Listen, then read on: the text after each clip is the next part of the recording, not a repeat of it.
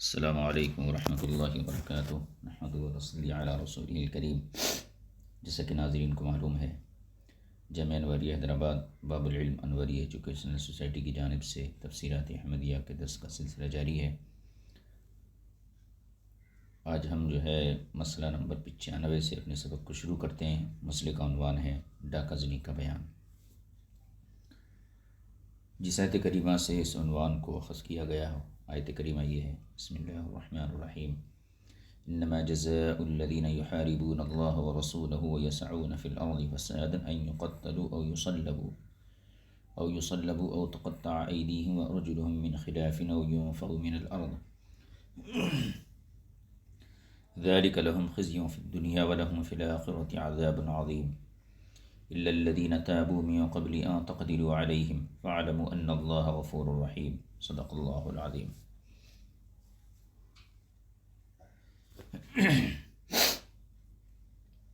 آیت کریمہ کا معنی دیکھ لیجئے، انما جزاء الذين يحاربون الله ورسوله ويسعون في الأرض فسادا، جو لوگ اللہ اور اس کے رسول کے ساتھ لڑائی کرتے ہیں اور زمین میں فساد مچاتے ہیں، ان کی سزا یہ ہے ان یقتلوا او یصلبوا او تقطع ایدیہم وارجلہم من خلاف او ينفوا من الارض۔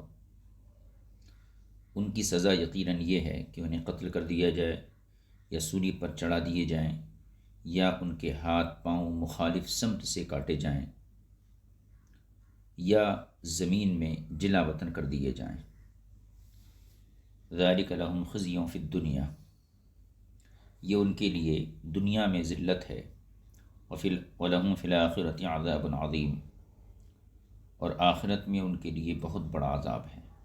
إِلَّا الَّذِينَ تَابُوا مِن قَبْلِ أَن تَقْدِرُوا عَلَيْهِمْ، مگر وہ لوگ جو قابو میں آ جانے سے قبل توبہ کر لیں۔ فَاعْلَمُوا أَنَّ اللَّهَ غَفُورٌ رَحِيمٌ، بس تم جان لو کہ اللہ تعالیٰ یقیناً بخشنے والا مہربان ہے۔ یہ تھا اس کا مرادی معنی۔ ملا جیون علیہ الرحمہ اس آیت کریمہ کے شان و نزول کو بیان کرتے ہوئے فرماتے ہیں، ان آیات کریمہ کے نازل ہونے کا واقعہ حضرت انس بن مالک رضی اللہ تعالی عنہ سے مروی ہے۔ آپ بیان فرماتے ہیں کہ عرینہ قبیلہ کے کچھ افراد 6 ہجری میں مدینہ منورہ آئے اور مشرف بہ اسلام ہو گئے۔ انہوں نے مدینہ منورہ میں ٹھہرے رہنا ناپسند کیا کیونکہ اس کی آب و ہوا انہیں راس نہ آئی اور ان کے چہرے زرد ہو گئے اور پیٹوں میں ابھار کی شکایت رہنے لگی۔ حضور سرور کائنات صلی اللہ علیہ وسلم نے انہیں ارشاد فرمایا کہ تم صدقے میں آئے ہوئے اونٹوں کی طرف چلے جاؤ، وہاں جا کر تم ان کا پیشاب پینا اور اونٹنیوں کا دودھ بھی پینا۔ وہ گئے اور جا کر ان کا پیشاب اور دودھ پیا، بیماری جاتی رہی اور صحت مند ہو گئے، پھر مرتد ہو گئے اور 15 اونٹ چرا کر اپنے ساتھ لے کر اپنے وطن کی طرف روانہ ہو گئے۔ حضور سرور کائنات صلی اللہ علیہ وسلم نے ان کے پیچھے اپنا آزاد کردہ غلام حضرت یسار رضی اللہ تعالیٰ عنہ کو روانہ فرمایا، جن کے ساتھ چند اور بھی صحابہ کرام تھے۔ ڈاکوؤں نے ان کو پکڑ لیا اور حضرت یسار رضی اللہ تعالیٰ عنہ کے ہاتھ پاؤں کاٹ دیے حتیٰ کہ ان کی شہادت ہو گئی۔ پھر حضور اکرم صلی اللہ علیہ وسلم نے حضرت جابر رضی اللہ تعالیٰ عنہ کو چند صحابہ کے ساتھ روانہ کیا۔ ان حضرات نے ان ڈاکوؤں کو قابو کر لیا اور انہیں بارگاہ رسالت میں لے آئے۔ اس پر یہ آیت کریمہ نازل ہوئی۔ آپ یعنی حضور صلی اللہ علیہ وسلم نے ان کے ہاتھ پاؤں کٹوا دیے، ان کی آنکھیں پھوڑ دیں، پھر انہیں سولی پر لٹکا دیا گیا۔ ہاکذا فی الحسینی، اسی طریقے سے تفسیر حسینی میں لکھا ہے۔ یہی شان نزول بعض مفسرین نے کمی بیشی کے ساتھ ذکر بھی کیا ہے، یعنی دوسرے مفسرین نے بھی اس آیت کے شان نزول میں یہی واقعہ تھوڑی کمی بیشی کے ساتھ ذکر کیا ہے۔ امام زاہد رحمۃ اللہ تعالی علیہ نے یہاں اور ایک روایت ذکر کی جو حضرت عبداللہ بن عباس رضی اللہ تعالیٰ عنہ سے مروی ہے۔ وہ یہ ہے کہ حضور سرور کائنات صلی اللہ علیہ وسلم نے ابو بردہ ہلال بن عویمر اسلمی سے ایک معاہدہ کیا تھا۔ پھر بنو کنانہ کے کچھ لوگ اسلامی احکام سیکھنے کے ارادے سے آئے۔ ان پر ابو بردہ کے قبیلے کے لوگوں نے ڈاکہ ڈالا۔ اس پر حضرت جبریل علیہ السلام یہ آیت لے کر اترے۔ حضور صلی اللہ علیہ وسلم نے بنو کنانہ کے افراد کے بارے میں جو یہ ارشاد فرمایا، یریدون الاسلام، اس سے مراد اسلامی احکام سیکھنے کے ارادے سے آنا ہے، یہ نہیں کہ وہ اسلام حقیقتاً قبول کرنے آ رہے ہیں، اس لیے کہ یہ آنے والے حضرات اس سے پہلے ہی مشرب اسلام ہو چکے تھے، اور اس لیے بھی کہ جو لوگ اسلام قبول کرنے کا ارادہ رکھتے ہوں اور ابھی اسلام قبول نہ کیا ہو، ان کا حکم مستأمن کے حکم کی طرح ہوتا ہے۔ اور امام اعظم ابو حنیفہ رضی اللہ تعالی عنہ کے نزدیک مستأمن پر قطع طریق کی وجہ سے حد لازم نہیں آتی، یعنی ڈاکہ زنی کی وجہ سے حد لازم نہیں آتی، اگرچہ امام ابو یوسف اس کے وجوب کے قائل ہیں اور ان کے یہاں حد لازم آتی ہے، حمیدی میں اسی طرح مذکور ہے۔ تو امام زاہد جو ہیں، انہوں نے ارنین ابو برزہ دونوں کی روایتیں ذکر کرنے کے بعد کہا، یعنی اورینا والا جو واقعہ ہوا پیچھے اور یہ ابو بردہ والا، ان دونوں روایتوں کو ذکر کرنے کے بعد کہا کہ کہا گیا ہے آیت کریمہ میں مذکورہ حکم ہر ڈاکو کا ہے، خواہ وہ کافر ہو یا مسلمان ہو۔ یحاربون اللہ، اس میں اللہ تعالیٰ سے محاربہ یعنی لڑائی کا ذکر ہے۔ کیا فرمایا، انما جزاء الذین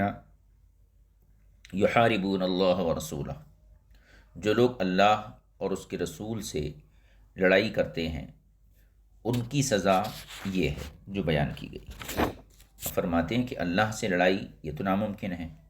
کیونکہ اللہ تعالیٰ سے کوئی بھی جنگ نہیں کر سکتا، لہذا اس کی تعویل کریں گے۔ ایک یہ کہ لڑائی سے مراد اللہ تعالیٰ کی احکام کی مخالفت کرنا ہے، یعنی جو لوگ اللہ تعالیٰ کے احکام کی مخالفت کرتے ہیں، تو یہاں پر اللہ تعالیٰ کے احکام کی مخالفت کو محاربت یعنی لڑائی سے تعبیر کیا گیا ہے۔ اور دوسری تعبیر وہ ہے جو مصنف علیہ الرحمٰن نے ذکر فرمائی۔ مصنف سے مراد کون؟ یہاں ملا جیون ہے، اور یہ جو تعویل ذکر کی یہ مترجم کی تعویل ہے۔ اس سے مراد اس کے دوست ہیں اور وہ مسلمان ہیں، ان سے محاربی کی صورت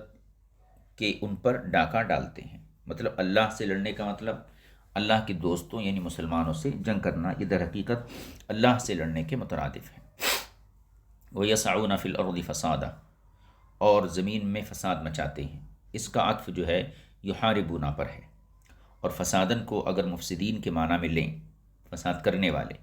تو یہ حال ہوگا، اور اسے مفعول لہو بنانا بھی جائز ہے، یعنی وَيَسْعَوْنَ فِي الْأَرْضِ لِلْفَسَاد، یا اسے مصدر یعنی مفعول مطلق ہی رکھیں گے، اس لیے کہ ان کی یہ جد و جہد دراصل فساد ہی ہے، گویا کہا جا رہا ہے مفسدون فسادا۔ اور ان یقتلوا اپنے مفعولہ معطوفات تمام معطوفات کے ساتھ، ان یقتلوا او یصلبوا او تقطع ایدیہم وارجلہم من خلاف او ينفوا من الارض، یہ سارے معطوفات ہیں اس کے۔ اور ان یقتلوا اپنے معطوفات سمیت جزا کی خبر ہے، معنی یہ ہوگا جو لوگ ڈاکہ ڈالتے ہیں ان کی جزا کچھ نہیں مگر یہ کہ انہیں قتل کر دیا جائے، یا سولی پر لٹکا دیا جائے، یا ان کے ہاتھ پاؤں خلاف میں کاٹ دیے جائیں، یا زمین سے نفی یعنی جلا وطن کر دیے جائیں۔ خلاصہ یہ کہ اللہ تبارک و تعالیٰ نے آیت کریمہ میں ڈاکہ ڈالنے کی جزا میں 4 چیزوں کا ذکر کیا، یعنی ڈاکہ ڈالنے کا جو بدلہ ہے، جو اس کی سزا ہے، اس میں 4 چیزوں کا ذکر کیا، جن کے ساتھ کلمہ او ذکر فرمایا ہے، ان یقتلوا او یصلبوا او تقطع ایدیہم، تو ہر جگہ ان 4 چیزوں کے درمیان کلمہ او ہے۔ کتب اصول و تفسیر میں مذکور ہے کہ لفظ او قول باری تعالیٰ او یصلبوا وغیرہ میں امام مالک رضی اللہ تعالیٰ عنہ کے نزدیک تخیر کے لیے ہے، یعنی یا تو یہ، یا تو قتل کرو، یا سولی دو، یا جلا وطن کرو، تو یہ تخیر کے لیے ہے۔ امام حسن بصری رضی اللہ تعالیٰ عنہ، ابراہیم نخعی رضی اللہ تعالیٰ عنہ نے اس لفظ کے اصل کو دیکھ کر یہ کہا کہ ڈاکے کی جو قسم و نوع ہوگی اس کی سزا میں جزا کی انواع میں سے کسی جزا کو لازم کرنا اختیاری امر ہے، یعنی قتل کر دینا، سولی چڑھانا اور ہاتھ پاؤں کاٹنے میں کسی ایک جزا کو اختیار کرنا واجب ہے۔ ان چاروں کا اختیار ہے۔ شہر سے جلا وطن کرنا اس اختیار میں شامل نہیں ہے، اس لیے کہ جن حضرات نے یہاں تخیر کو ثابت کیا ہے وہ یہ کہتے ہیں او یونفو من الارض میں او واو کے معنی میں ہے، یعنی انہوں نے نفی کو علیحدہ جز قرار نہیں دیا، علیحدہ جزا قرار نہیں دیا، مستقل طور پر اس کو جزا اور بدلہ قرار نہیں دیا، جیسا کہ بزدوی کی بات شروع میں اس کی صراحت کی گئی ہے۔ ہم احناف کے نزدیک او یہاں بل کے معنی میں ہے، جس کی دلیل یہ ہے کہ آیت کریمہ میں ذکر کی گئی جزائیں محاربے کے مقابلے میں ذکر کی گئی ہیں، جنگ کے مقابلے میں، اور محاربے کی ازروِ عادت اقسام معلوم ہیں، یعنی محاربے کی جو قسمیں ہیں جنگ کی عادتاً معلوم ہیں، یعنی محاربہ کبھی تو صرف ڈرانے دھمکانے تک ہوتا ہے،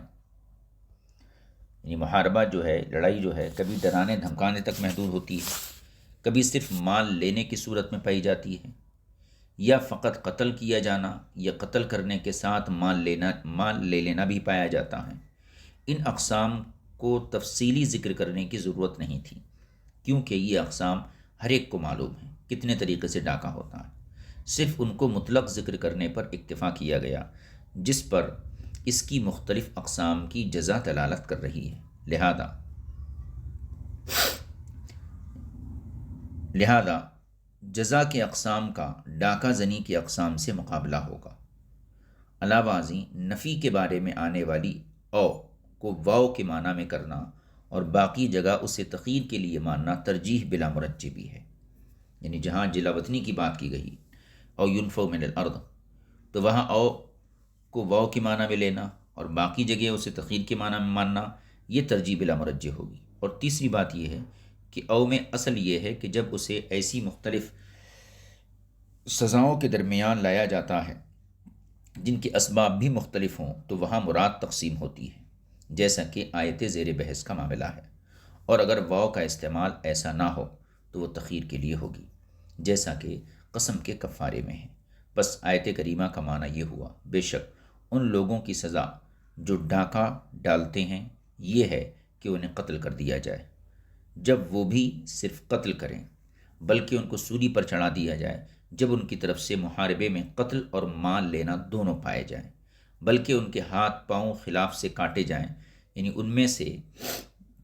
ایک دائیں طرف کا اور دوسرا بائیں طرف کا کاٹا جائے جب وہ صرف مال لیں، بلکہ انہیں نفی کی سزا دی جائے، یعنی جلا وطنی کی، جب وہ مسافروں اور تاجروں کو صرف ڈراتے دھمکاتے ہوں۔ امام بزدوی علیہ الرحمہ نے اسی طرح کہا ہے۔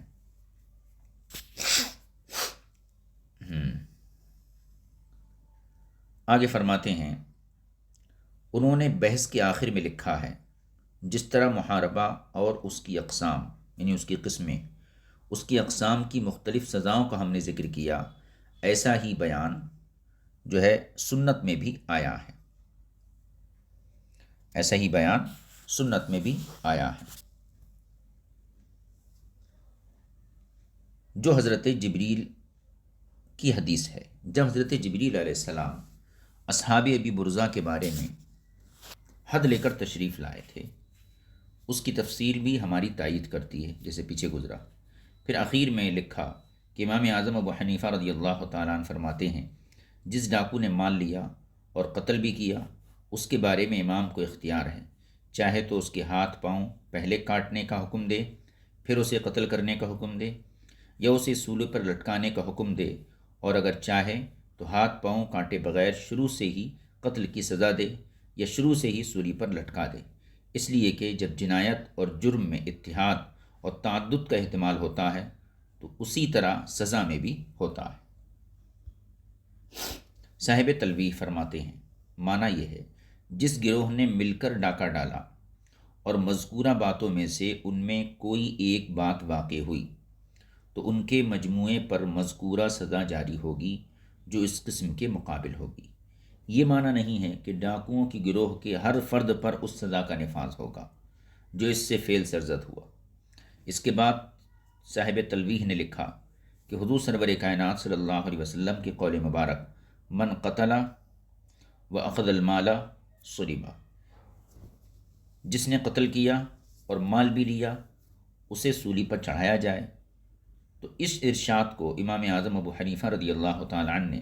اس پر محمول کیا ہے کہ سولی چڑھانے کا معاملہ صرف اس حالت کے ساتھ مخصوص ہے، اس کے سوا ڈاکے کی دوسری صورتوں میں جائز نہیں۔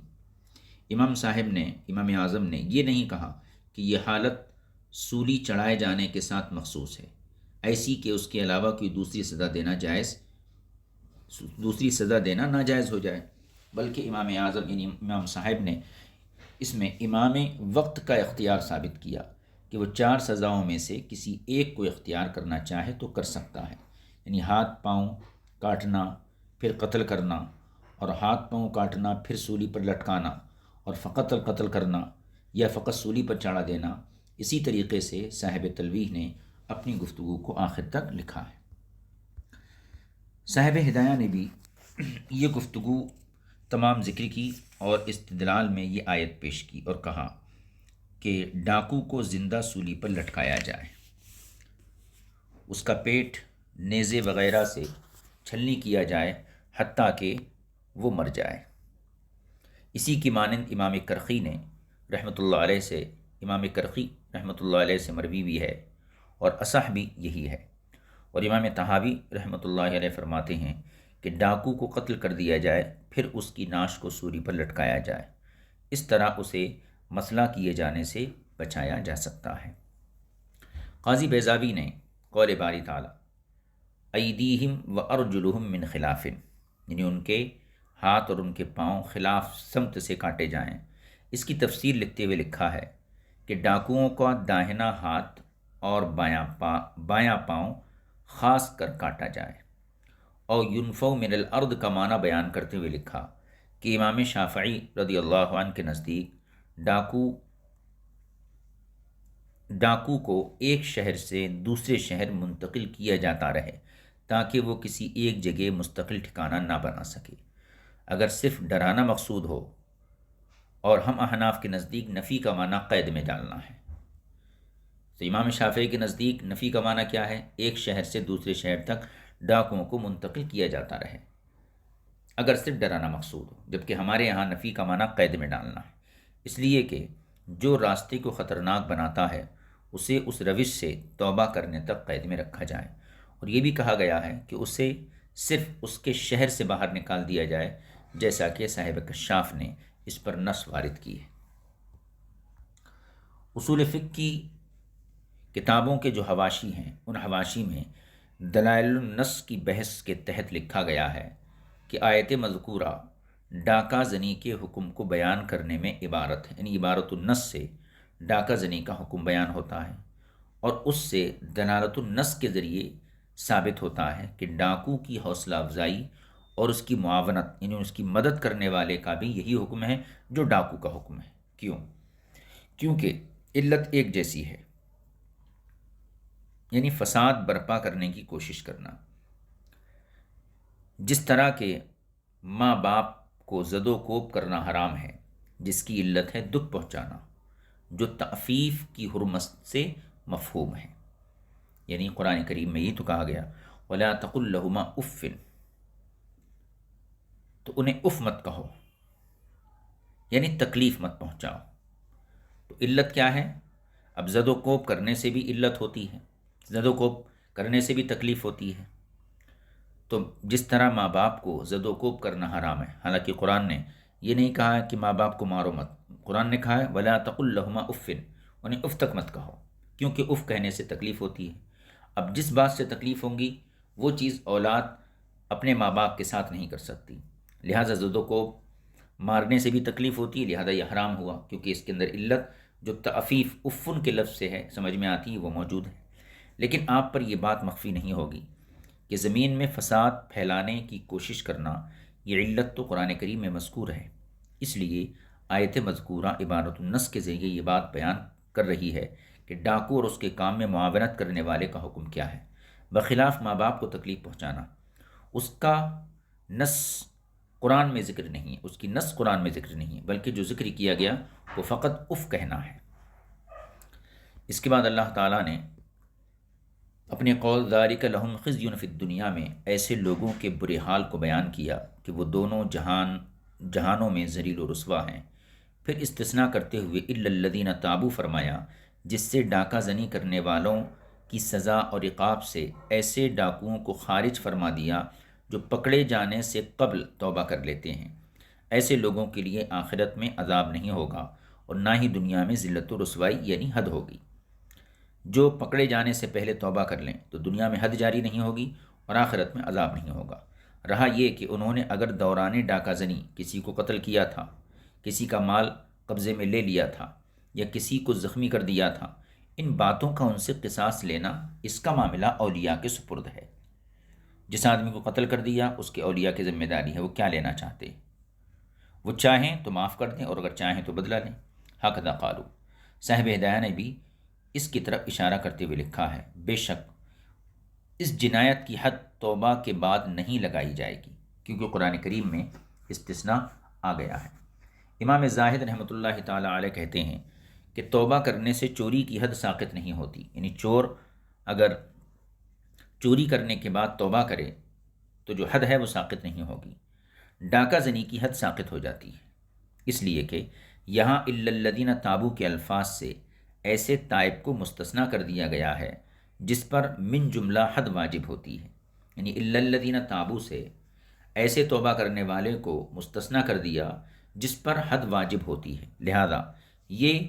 اس قبیلے سے نکل گیا اور چوری میں استثناء نہیں ہے، بلکہ ابتداً اس بات کی خبر ہے کہ اللہ تعالیٰ توبہ کرنے والوں کے لیے غفور و رحیم ہے۔ قاضی بیضاوی کہتے ہیں کہ آیت کریمہ میں توبہ کو اس بات سے مقید کرنا کہ گرفت آنے سے پہلے توبہ کر لیں،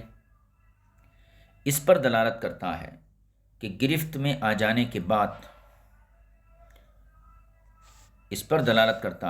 گرفت میں آ جانے کے بعد توبہ کرنے سے حد ساقط نہیں ہوگی، یعنی اگر ڈاکو گرفت میں آ گیا، پکڑا گیا، اب اس کے بعد وہ توبہ کرتا ہے تو پھر حد ساقط نہیں ہوگی، اگرچہ عذاب ساقط ہو جائے گا۔ اور یہ بھی لکھا ہے کہ آیت مذکورہ مسلمان محاربین کے لیے ہے، اس لیے کہ مشرک اگر توبہ کرتا ہے، خواہ وہ گرفت یعنی پکڑ میں آنے سے پہلے کرے یا بعد از گرفت پکڑے جانے کے بعد کرے، دونوں صورتوں میں اس سے عقوبت اٹھ جائے گی۔ تفسیر حسینی میں بھی لکھا ہے کہ اگر محارب یعنی لڑنے والا کافر تھا، پھر اسلام لے آیا اور توبہ کر لیا، اس سے حد ساقط ہو جائے گی اور اس سے خون اور مال کا مطالبہ نہیں کیا جائے گا، خواہ گرفت میں آنے سے پہلے ایسا ہوا ہو یا بعد از گرفت ایسا ہوا ہو۔ اور اگر محارب مسلمان ہے پھر اس نے گرفت میں آنے سے قبل توبہ کر لی تو امام مالک رضی اللہ تعالیٰ عنہ کے نزدیک اس سے حد اور قصاص اور مال سب کچھ ساقط ہو جائے گا۔